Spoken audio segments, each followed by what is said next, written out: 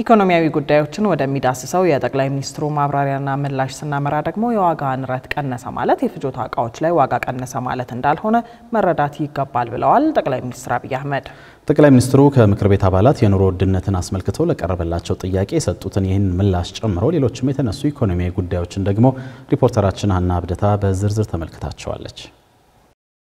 ጠቅላይ ሚኒስትር አብይ አህመድ በዛሬው ኢኮኖሚያዊ ጉዳዮች ማብራሪያቸው ባለፉት 8 ወራት በዋና ዋና የኢኮኖሚ አመላካቾች የተሻለ ውጤት መገኘቱን ገልጸዋል። ይህም በበጀት ዓመቱ ለማስመዝገብ ከታቀደው 8.4% በላይ የኢኮኖሚ እድገት ሊመዘገብ እንደሚችል ጠቋሚ ነው ብለዋል። በግብርናው በኢንዱስትሪና በአገልግሎት ዘርፍ የተመዘገቡ ውጤቶች ለዚህ ማሳያ ናቸው ያሉት ጠቅላይ ሚኒስትር አብይ ባለፉት 8 ወራት ከ850 ቢሊዮን ብር በላይ ገቢ መሰብሰብ መቻሉን አሳውቀዋል። ይህም ቢሆን ግን አሁንም በኢትዮጵያ እየተሰበሰበ ያለው ገቢ በቂ አለመሆኑን ገልጸዋል። ገቢን ስንመለከት ባለፉት 8 ወራት ከ580 ቢሊዮን ብር በላይ ገቢ ተሰብስቧል። ይህ ገቢ በንጽጽር ጥሩ ነው የሚባል ቢሆንም ከውጪ አንፃር ግን ቀደም ሲል በእናንተም እንደተነሳው ሰፋፊ ድጎማዎችና የደሞዝ ጭማሪ በዚህ ዓመት ስላደረግን ወጪያችን አሁንም ከገቢያችን ከፍ ያለ ነው። አሁንም ኢትዮጵያ እየሞከረች ያለችው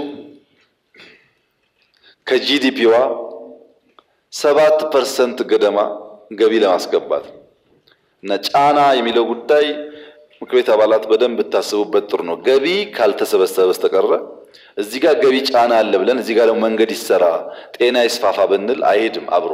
የኤክስፖርት ወይም ወደ ውጪ የሚላኩ ምርቶችን በተመለከተ በሰጡት ማብራሪያም ኢትዮጵያ በዘርፉ የምታገኘውን ገቢ ለማሳደግ በሰራችው ስራ ከየትኛውም ዓመት በላይ የተሻለ ውጤት ተመዝግቧል ሲሉ ተደምጠዋል። ባለፉት 8 ወራት 4.5 ቢሊዮን ዶላር ገቢ ማግኘት ተችሏል ያሉት ጠቅላይ ሚኒስትሩ ወደ ሀገር ውስጥ ለሚገባው ምርት ግን ጠቃሚ ለሆኑ ዘርፎች በመመደብ 10.5 ቢሊዮን ዶላር ወጪ መደረጉን ተናግረዋል። ይህ እንዳለ ሆኖ ግን መንግስት የዋጋ ግሽበት ቀንሷል ማለቱን ተከትሎ ከኑሮ ውድነት ጋር በማያያዝ የምክር ቤት አባላት ጥያቄ ያነሱ ሲሆን ጠቅላይ ሚኒስትር አብይ አህመድም የዋጋ ግሽበት በዚህ ወር ወደ 15% ዝቅ ማለቱን በመጠቆም ሐሳቡ ላይ ምላሽ ሰጥተውበታል።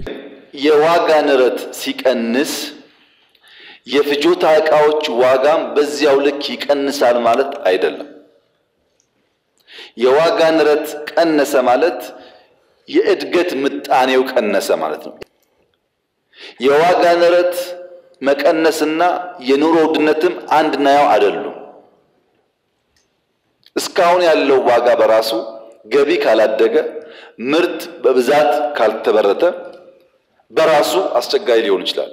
ነገር ግን ኢትዮጵያ ውስጥ ባለፉት 20 ዓመታት በቀጣይነት ደብል ዲጂት እድገት ስለነበረው የዚያ ኩሙሌቲቭ ውጤት ድምር ውጤት እያንዳንዱን ዝቅተኛ ገቢ ያለው ሰው ጫና ይፈጥርበታል። ምን ጥያቄ የለውም። ለዚያ ነው መንግስት በከፍተኛ ደረጃ ድጎማ የሚያደርገው።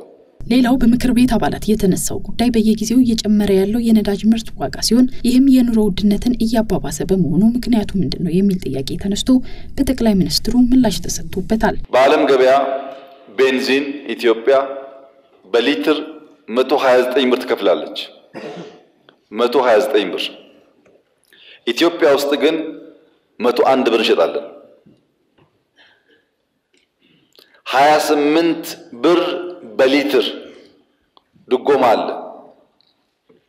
28 ብር በሊትር የሚደጎመው ደሃ ብቻ አይደለም፣ ኤምባሲዎችም ጭምር ናቸው። ኢትዮጵያ በብዙ ትደጉማለች።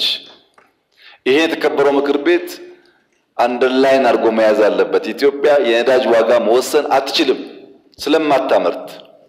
አምራች የወሰነውን ገዝታ ግን ዜጎቿ እንዳይጎዱ በአንድ ሊትር ከ25 ብር በላይ እየደጎመች የምታሰራበት ዋናው ምክንያት አብዛኛው እጅ አጠር ሰዎች በዚህ ሂደት ጉዳት ስለሚደርስባቸው ያን ለመቀነስ ነው። ከዚህ ባሻገር በምክር ቤቱ የተነሳውና በጠቅላይ ሚኒስትሩ ማብራሪያ የተሰጠበት ጉዳይ የአፈር ማዳበሪያ ሲሆን ይህም ከህዳሴ ግድብ ቀጥሎ በትኩረት የሚሰራበት ፕሮጀክት መሆኑን በመግለጽ ከቀጣይ ዓመት ጀምሮ የአፈር ማዳበሪያ ፋብሪካ ለመገንባት በዝግጅት ላይ ስለመሆኑ ተናግረዋል።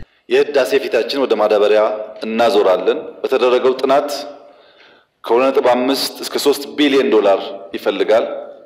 በጣም በርትተን ከሰራን ቢያንስ 3 ዓመት እና ከዚያ በላይ ጊዜ ይፈልጋል። ማዳበሪያ ፋብሪካውን በበቂ ደረጃ ኢትዮጵያ ውስጥ አቋቁሞ ለመስራት አሁን ሁለተኛው ህዳሴያችን የሆነው ማዳበሪያ ፋብሪካውን ከተቻለ በጆይንት ቬንቸር ከግሉ ሴክተር ጋር ከዚያም ከፍሎ ከተገኘ በፕራይቬት ኢንቨስትመንት ካልተቻለ ግን በመንግስት በራሱ የግድ የማዳበሪያ ፋብሪካ የኢትዮጵያን ፍላጎት ሊመልስ በሚችል መልኩ መፍጠር ይኖርብናል።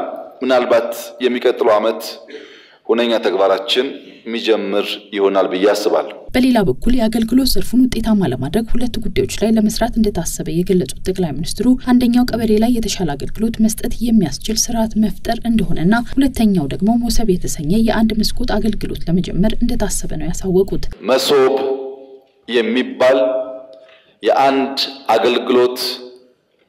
መስኮት አገልግሎት የስራ ጅማሮ በሲቪል ሰርቪስ እና በፕላን ኮሚሽን ሌሎች ተቋማት ያሉበት ሰፋፊ ስራዎች እየተሰሩ ነው ያሉት።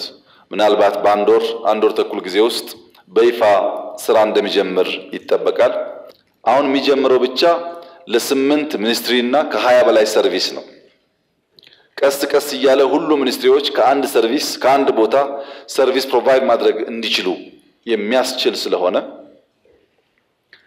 ሰው ንግድ ፍቃድ ለማውጣት ንግድ ሚኒስቴር፣ ገቢ ለመክፈል ገቢዎች፣ ብር ለማውጣት ባንክ መሄዱ ቀርቶ ከአንድ አካባቢ የሚፈልገውን ሰርቪስ ለማግኘት እድል የሚሰጥ ሲስተሙ በልጆቻችን ተገንብቶ ቦታ ተዘጋጅቶ ስልጠና ተሰጥቶ ስራ ለመጀመር በዝግጅት ላይ ያለ ሲሆን ይህ ስራ ሲጠናቀቅ የተከበሩ የምክር ቤት አባላት እንደሚያዩት እንደሚደግፉት ተስፋ አለኝ። ለመላው የኢትዮጵያ ሕዝብ ትልቅ ምስራች ነው። ጠቅላይ ሚኒስትሩ ሌሎች ከዕዳ ሽግሽግ፣ ከቤት ግንባታ እንዲሁም ከኮሪደር ልማትና የመንገድ መሰረተ ልማት ጋር የተያያዙ ጉዳዮች ላይ ማብራሪያ የሰጡ ሲሆን እንደ አጠቃላይ ግን በአሁኑ ጊዜ የኢትዮጵያ ኢኮኖሚ ጤነኛና ተስፋ ሰጪ ደረጃ ላይ መሆኑን ሲናገሩ ሰምተናል።